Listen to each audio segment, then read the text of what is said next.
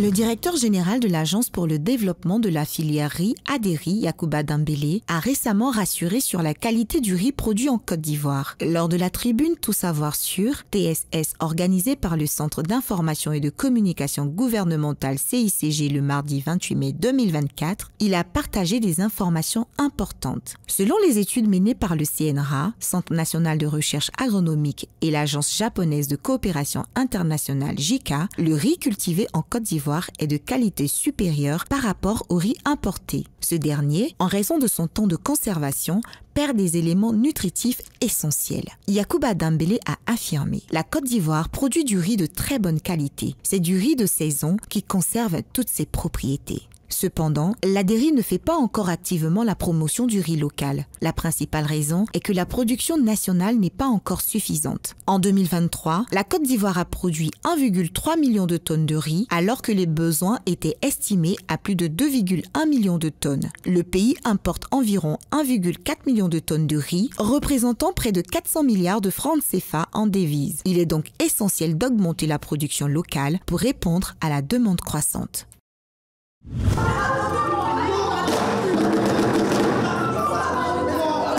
Podium de la salle Louga-François du Palais de la Culture de Treichville. Nous sommes à une semaine de la comédie musicale sur Félix Houphouët-Boigny et la Côte d'Ivoire. Il est 20 h lorsque les différents acteurs montent sur scène à l'occasion de la répétition ouverte à la presse. Quelques temps après, Priska, artiste comédienne humoriste, rentre en scène. Elle incarne le personnage de Mami Afoué, une femme un peu mystique considérée comme la mère d'Oufoué. C'est un personnage très spécial, un peu mystique et tout. Donc c'est la maman, c'est une maman pour Oufoué, c'est une barrière de protection pour Oufoué, c'est aussi un aval, c'est elle qui vient lui dire « Ok, tu as pris la bonne décision, ok, ok ». C'est une conseillère, voilà. Félix Houphouët-Boigny, l'une des plus grandes figures de la politique en Afrique au XXe siècle, est l'acteur principal de ce spectacle. Onel Mala, artiste compositeur, percussionniste et chanteur ivoirien, incarne cet homme charismatique qui dénonçait vivement les injustices, entraînant dans son sillage une foule de partisans séduits par son courage.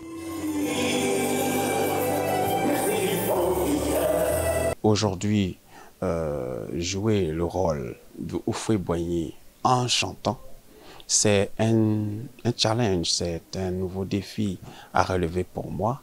Et étant un homme de défi, c'est un univers que je vais scruter avec grand bonheur. Que serais-je une comédie musicale sur Félix Houphouët-Boigny sans les gouverneurs de l'époque coloniale? Alors, Ayman Rad, un artiste musicien reggae ivoiro-libanais, va lui seul incarner les 10 gouverneurs coloniaux qui se sont succédés. Un exercice difficile, mais exceptionnel, selon lui. Donc je suis là pour déstabiliser un peu la situation politique, pour empêcher le président Oufoué de gagner les élections et de semer un peu le trouble à travers cette magnifique histoire que nous avons autour d'Oufoué, de Thérèse, de Djoman et de Moké. Sur scène, les acteurs sont bien organisés dans un très beau décor. Et cela, c'est grâce à Souleymane Soho, metteur en scène, la pièce maîtresse de ce spectacle.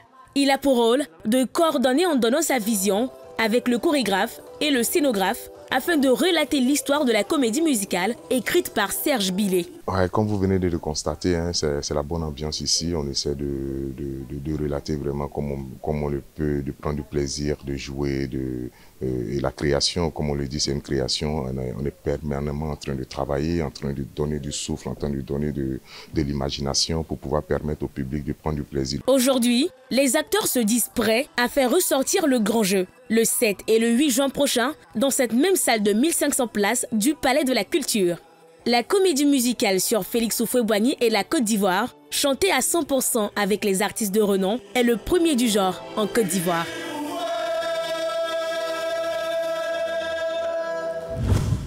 À l'occasion d'une journée d'excellence, le président de la Haute Autorité pour la Bonne Gouvernance, Epiphane Zoro-Bibalo, a récompensé 80 parmi les meilleurs élèves et une superbe lauréate du collège moderne Charles Diby Kofi de Boisflé.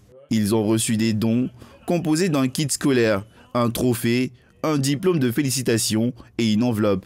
Epiphane Zoro Bibalo a également offert un voyage d'immersion de 2 semaines en République de Corée aux 3 majors de l'établissement. Je suis vraiment très heureuse que Dieu m'ait accordé cette chose, d'être la majeure des majors, parce que j'ai très longuement attendu depuis la classe de 6e.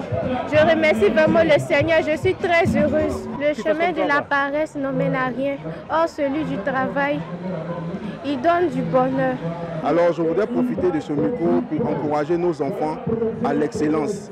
C'est vrai qu'aujourd'hui, l'amusement tend à prendre le dessus, mais il est important de pouvoir bien travailler. Et par cette cérémonie, nous leur montrons que ceux qui travaillent bien seront récompensés, alors que chacun redouble d'efforts.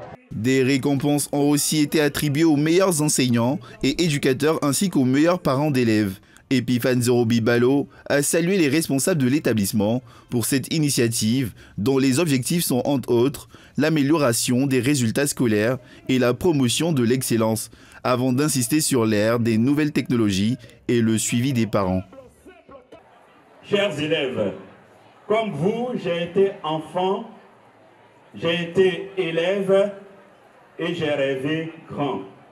Je vous souhaite, chers élèves, chers enfants, de rêver encore plus grand et de savoir profiter à bon escient des nouvelles technologies qui s'offrent à vous et qui constituent pour cette génération une chance et qui constituent une chance pour la génération de demain. À vous tous, chers élèves, osez, croyez en vous-même et continuez de nous rendre fiers parce que nous sommes fiers de vous. Des danses et bien d'autres chorégraphies ont donné du rythme à cette journée d'excellence.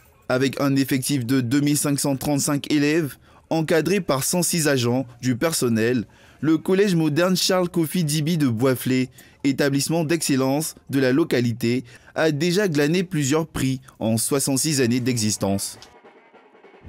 Dans ce point de vente, cette jeune dame occupe un poste qui nécessite d'avoir l'œil aux aguets. Cette caissière vérifie et revérifie avant chaque opération, car malgré ses 2 ans d'expérience, les erreurs souvent irréversibles sont monnaie courante. Souvent on peut se tromper et ne pas s'en rendre compte. Voilà. Et il y a des personnes de bonne foi qui peuvent revenir pour nous dire que nous sommes trompés. Peut-être qu'on leur a donné plus que ça et ramener le surplus. Il y a d'autres personnes aussi qui peuvent carrément partir. Par contre, il y a certaines erreurs qu'on peut faire et sur le champ, tu peux te rappeler que tu as fait une erreur. Donc, en ce moment-là, tu peux essayer de rentrer en contact avec le client. Au cours de l'année 2022-2023, les fraudes liées aux transactions mobile money ont fait perdre plus de 270 millions aux acteurs de la monnaie électronique. Des jeunes entrepreneurs proposent une solution à travers une application dénommée Protect Money pour permettre aux utilisateurs de sécuriser leurs fonds. Protect Money, quand vous entrez, la Protect Money vous permet de faire la transaction. Et lors de la transaction, vous demande aussi de sauvegarder l'identité. La pièce, que ce soit le passeport, la CNI, tout ce que vous obtenez du client qui vous servira de preuve lors d'une interpellation judiciaire.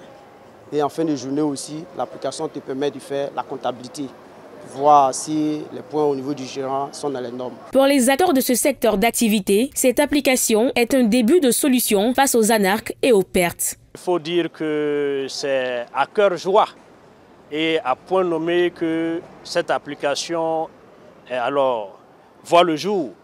Parce que pour nous, cette application va nous permettre de répondre à toutes les exigences des procédures pour la prise en charge de nos plaintes contre les anarques et les pertes d'argent ou les erreurs de transaction. Cette application est l'œuvre de jeunes entrepreneurs engagés pour la sécurisation des transactions financières, une initiative à saluer.